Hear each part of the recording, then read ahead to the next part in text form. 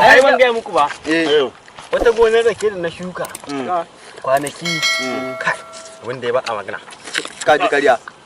Hai Kana ji ko? Zai babana ya ban wani labari. Yace a lokacin da babansa kakana kenan da ya je maka a Najeriya ka kan jakunan Najeriya kowa ya rasa makorin maka. Kai malam. Gaba ɗaya garin nan inda zan ci gwamna. Ta zan amai rufin kwano. Saboda garin nan namu rana ta mai yawa. nan ku ake ji. Ani nan da kyan na hatso ne yake kai min. Wallahi ba abin da ya dame ni.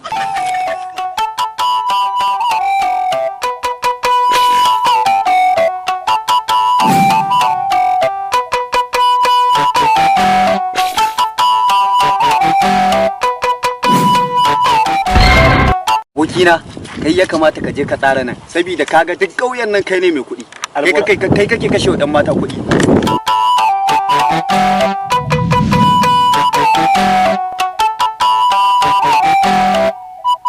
Salamu alaikum ƴan mata.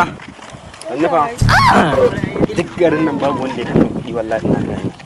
Nan ce kai to ni sai kashe wata naira 60 70 a guri na ba wani abu bane ba.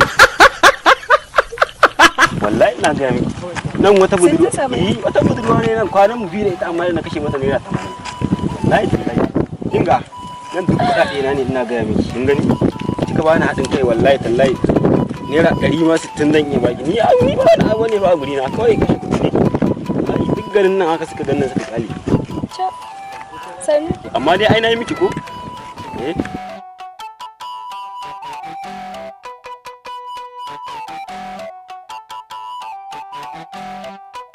Ga wannan ka sai sabulu kai wanka.